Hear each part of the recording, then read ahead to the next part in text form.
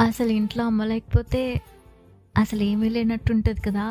ఇంట్లో ఎంతమంది ఉన్నా కూడా అమ్మ లేకపోతే ఆలో చాలా తెలుస్తది. అమ్మున్న వాళ్ళందరూ చాలా అదృష్టవంతులు నా దృష్టిలో. నేను లాస్ట్ ఇయర్ వరకు అదృష్టవంతురాలినే.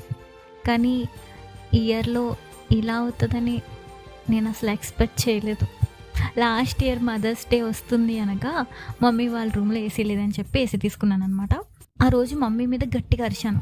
ఎందుకు అరిచానో తెలుసా? నా లైఫ్‌లో first time and last time ఆ రోజే అరిచాను మమ్మీ మీద. ఏసీ తీసుకున్నాను కదా! అయితే షాప్ వాళ్ళకి కాల్ చేసి మాకు ఏసీ వద్దు తీసుకెళ్ళిపోండి అని చెప్పి కాల్ చేశారు. నాకు చాలా బాధొచ్చేసింది.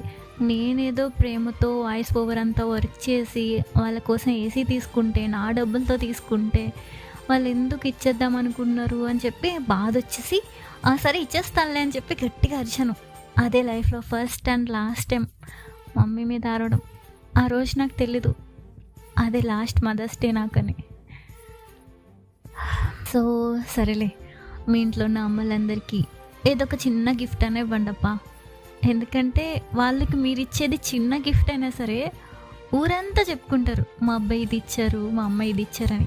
అది మీకు చెప్పకపోయినా సరే బయట వాళ్ళకి చాలా గొప్పగా చెప్పుకుంటారు. ఏ మదర్స్ డేకి ఇవ్వాలా, మిగతా రోజులు ఇవ్వకూడదా ఇలాంటి డైలాగులొద్దు. మీరేమి రోజు ఇచ్చారు కదా! ఇలాంటి ఒక స్పెషల్ డే అప్పుడైనా సరే వాళ్ళకి ఇచ్చారనుకో, మదర్స్ డేకి నాకు ఇది కొన్నారు మా పిల్లలు, అది కొన్నారు అని చెప్పి హ్యాపీగా ఫీల్ అవుతారు. వాళ్ళయన్నీ చిన్న చిన్న సంతోషాలు. ఇంత చిన్నది ఇస్తే చాలు చాలా సంతోషపడిపోతారు. అంత ఇన్నోసెంట్‌గా ఉంటారు మమ్మీస్ అందరూ. అలాగే మీ మదర్స్ అందరికీ నా తరపున కూడా విష్ చేయండి. Thank you and happy mother's day.